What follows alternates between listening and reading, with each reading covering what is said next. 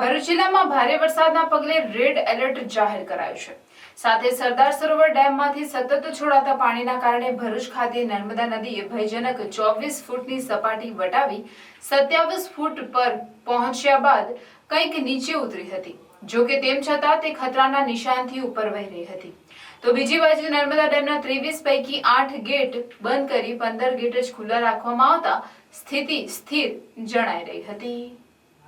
હવામાન વિભાગની ભારે વરસાદની આગાહીના પગલે જિલ્લાની શાળા કોલેજોમાં રજા જાહેર કરવામાં આવી હતી, પણ 2 દિવસથી ભરૂચ જિલ્લાને ધમરોડતા મેઘરાજા આજે વિરામ લેતા ઉઘાડ નીકળ્યો। સરદાર સરોવર નર્મદા ડેમમાંથી 23 ગેટ ખોલી ગતરોજથી લગભગ 4 લાખ ક્યુસેક પાણી છોડવામાં આવી રહ્યું હોવાથી ભરૂચના ગોલ્ડન બ્રિજ ખાતે નર્મદા નદીએ 24 ફૂટની ભયજનક સપાટી વટાવી હતી, જે રાત્રે વધુ ઉપર જતા 27 ફૂટ સુધી પહોંચી હતી, પણ તે બાદ થોડી ઉતરી 26.5 ફૂટની આસપાસ લાંબા સમય સુધી સ્થિર જોવા મળી રહી હતી।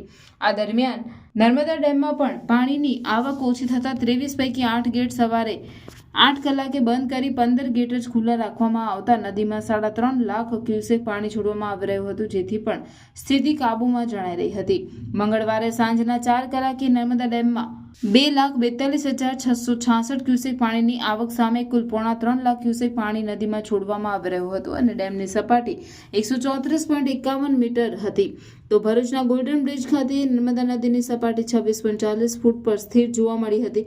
પૂરના ભયના ઓથા વચ્ચે હજુ નર્મદાની સપાટી ભયજનક 24 ફૂટથી નીચે નહીં જાય ત્યાં સુધી રાહત થાય તેમ નથી, પણ હાલ તો સ્થિતિ કંઈક અંશે કાબૂમાં હોવાનું અને તંત્ર પણ સતત નજર રાખી સજ્જ હોવાનું જણાઈ રહ્યું છે।